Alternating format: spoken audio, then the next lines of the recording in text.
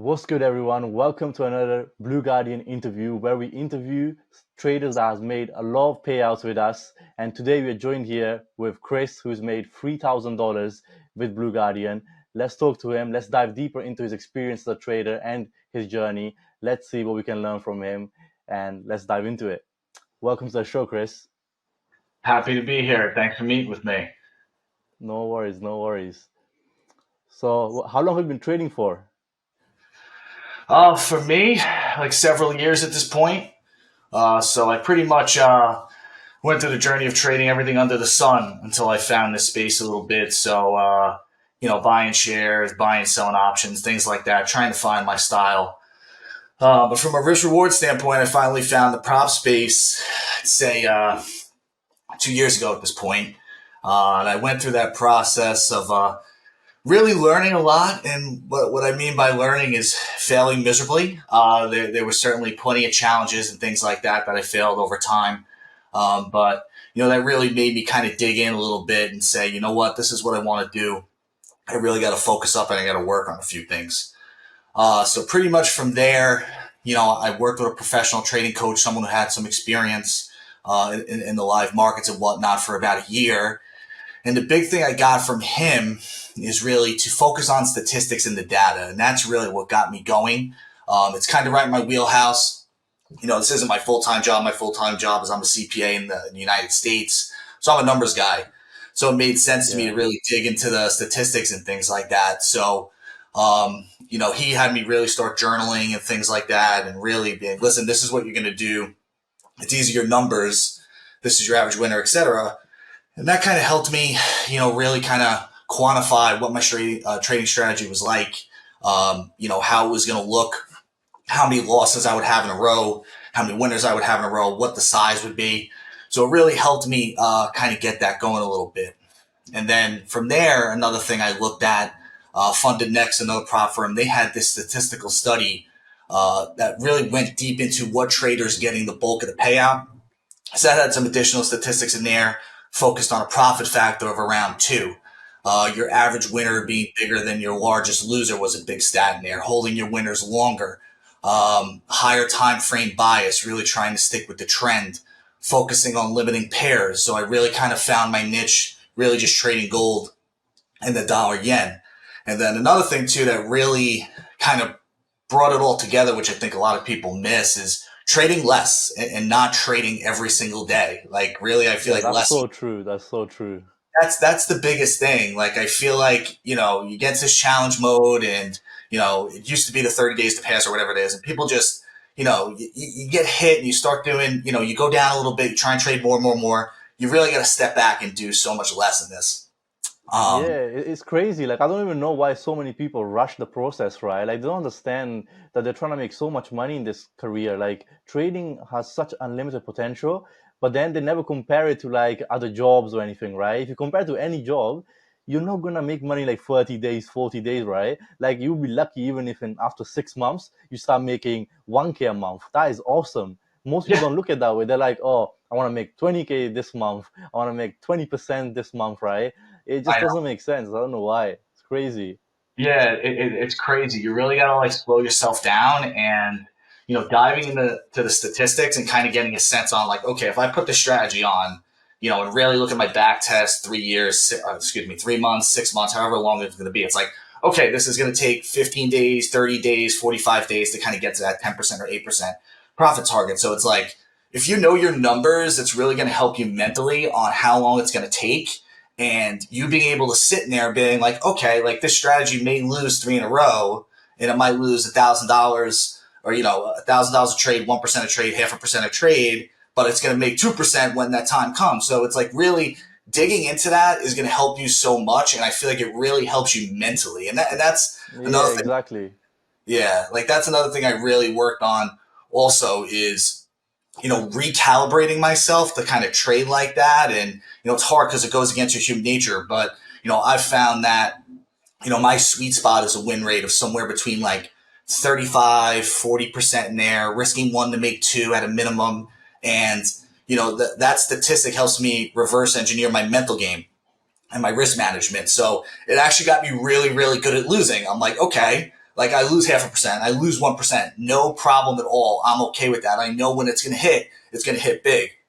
And the smaller losses, which is another thing, the biggest thing also that we know, and like trading in the prop firm space for a couple of years is really going to give you the lesson on risk management and like tightening Yeah. that up because 1 or 2% max on losing per trade. That's really, you got to stay in business. That's really the thing. Live to see another day and just wait for your edge to play out. It's like anything else. It's if you go to the gym, right? Like to your point, trying to make 20,000 one month. It's like no one goes into the gym on we're here January 1st. No one's going in on January 1st and putting up like 300 pounds on the first day. It's like you got to Yeah, have your exactly. yeah, you got to take your time and just as tough as it is and lonely as it is, you got to kind of enjoy the process a little bit. Yeah, I feel like it's the social media aspect of thing, right? Like it just kind of warps people's thinking around trading because like you don't see doctors online flexing Lamborghinis, going on holidays, but then you see all the traders doing it, and now everyone's like, "Oh, damn, that's the life I'm gonna get if I'm a trader." And then they see those traders selling some sort of course or whatever, right? And then they have to promote crazy numbers, and then that kind of becomes their standard metric now, their baseline, where they're like, oh, if I'm not making this much, I'm not good. Like this is not trading. But the reality is, trading is like a very professional job, right? It's like a very statistic, math-based job. As you said, the true confidence in your trading comes from the data. Like if you have multiple years of data, you shouldn't be like scared to take the next trade because if you took that trade like 1,000 times in the past, how it would have played out. It's all about stats and maths, right?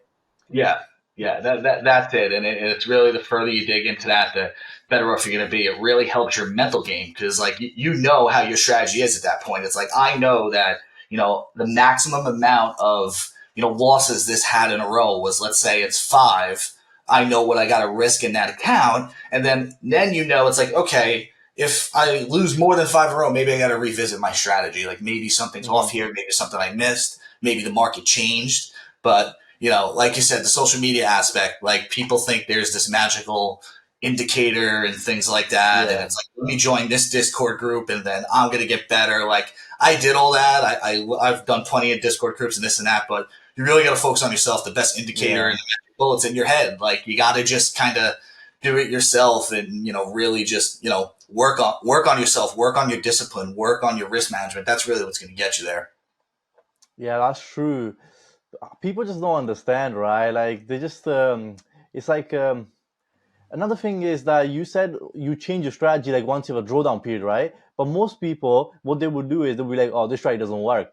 They completely start going into a new thing. That's like starting from zero. That's like going into your degree and then not getting a job in the first month, and you go do another degree. It's like that kind of thing, right? Yeah, yeah, exactly. And like, you kind of got to also reverse engineer to, you really got to know yourself too. It's like, are you a patient person? Are you going to be in a trade and scrambling like crazy? Are you going to be nervous? Things like that. Like, also, it's big, like what's going on in your personal life and what else you do, I think is a big thing also. Like, your personal life is chaotic, like that's going to pour over into your trading. If you got a lot of Yeah. stuff going on, you don't have that much time, then maybe you should really look at swing trading. And it's like, okay, I'm going to put the trade on and I'm walking away and it's going to be in that trade for 2 or 3 days and that's it. And you got to just live with it. Like you can't really be in front of the charts, taking a million trades. Or you're going to spend yourself out and it's going to mentally tax you and you're going to start making mistakes on top of it. Yeah, so far what I've heard about your journey is it sounds like all very smooth. Apart from the little discos you join and stuff like that, like what was like some major like points that was like the low points of your journey? What was that like? I'm sure you went through like strategy hopping and all that stuff, losing money, right? Like, let's get a bit into that stuff. Yeah, yeah. I mean, I think all of the failure, like I look at it, it's years and years of failure and low points, and then I feel like eventually you make that big leap.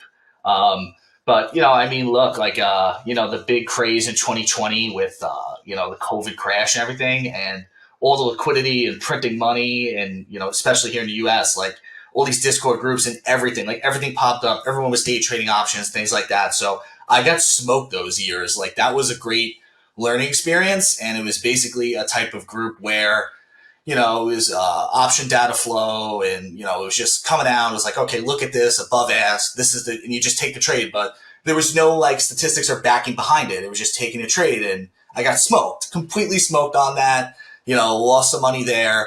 But again, like you need to kind of go through those things to get, move forward. So I had that experience. And then, when I found the prop firm space, like I went through it, and, I probably traded a year in the prop firm space with no strategy. It was just, or like you said, strategy hopping. It's like, this worked for a week or two. I get impatient. That's just kind of like how I am as a person. And I was like, okay, let me try something new. Fail the account. Redo it again. New strategy. Fail the account. Do it again. Fail the account. Now, the one thing I did, which, in the long run, like I feel was smart, is that I was just trading $5,000 or $10,000 accounts. So it really didn't kill me financially. And, Mm. I was losing small amounts of this and that, but it kind of got me into some bad habits that I've really, really, really had to work on. So, like I said, really, I made all the mistakes that everyone else did, and, just trying to overtrade. That's really what kills portfolios, I think, Yeah. across the board, is just doing too much. So when I really, I'd say last September, that was really my turning point when, I said, you know what, just focus on the statistics and, kind of just go from there. Yeah, like usually what I tell people is the losses is basically where you learn the lessons, right, in trading. Especially like if you treat at the start of your journey the losses as kind of like the tuition fee of this kind of degree, like you have to pay those degree fees, right, in order to gain the knowledge. If you don't lose that money, you're not gonna gain that knowledge ever. So that's how I kind of see it. And another thing is when I lose trades, what I tell people is, it's because trade is a business, right? Treat it like that's an expense of your business. Overall, at the end of the year, you're going to be profitable, or at the end of the quarter. So until then, just treat your loss as expense. As long as the end, you're profitable. Yeah, absolutely. That's it. That's the great way of looking at it. I've heard that commentary before. It's just an expense. It's a business, and that's a big thing. That big word there. It is a business. Like this isn't. It's people treat it like gambling, and that's when you get into trouble. Like you really Mm. gotta sit down, look in the mirror, and make like business decisions. You have to treat it like that because at the end of the day, right? It's one person's on one side of the computer making a trade, another person's on the other side, and there are people out Mm. there who are high performance. They're doing this every day. They've been doing it for years, and they're working at a high level, and they're trying to take your money. So if you're not showing up with that same authority and mindset, you're going to get taken. And look, you're going to lose too, and that's fine. But generating that mental makeup and really treating this in a professional manner and treating it like a business, that's when you really see the turning point. You can't just going here. I mean, what's the word that's really come about over the last few years? YOLO on options, YOLO on this, YOLO phase one, and then go into phase two. But okay, like you may get lucky and you may pass phase one, but what's going to happen when you get to the funded account? Like you can't just YOLO YOLO that. again. Yeah, they YOLO again, and then they're blown out in like so long. So you A lot really of got people make payouts like that, like they go through like $5,000 to $10,000 of their money, then eventually make a payout that breaks them even. It's like a very bad way of doing it, but some people like just keep doing that. It's crazy. Yeah, yeah, and and I mean that's the biggest thing too. Is like I kind of look at it as long term. Also, I do see a lot of people out there who kind of just challenge after challenge after challenge, and I'm like, okay, let me just get aggressive on my funded. I'm like, I just want to just base hits long term and just keep it rolling and reinvest in some more challenges and keep building my capital and things like that. But just keep it Yeah, that's the simple. way. That's the way. Yeah, Keep it yeah. professional, right? Like no need to do some crazy stuff. Like you had a real business, you wouldn't be like risking such a big percentage of your business on some stupid decision, right? In one day, you make small percentage decisions that are not gonna cost you your whole business in like a week in Yeah, real yeah, life, right? exactly. And you got people who are crazy trying to go four, five, six, like these crazy monthly amounts. It's like most money managers don't beat the S&P, and that's historical, whatever it is, 8, 9, 10%. So stay small and just keep yourself in business in the long term, and it's going to make your trading so much better because it's really going to help you mentally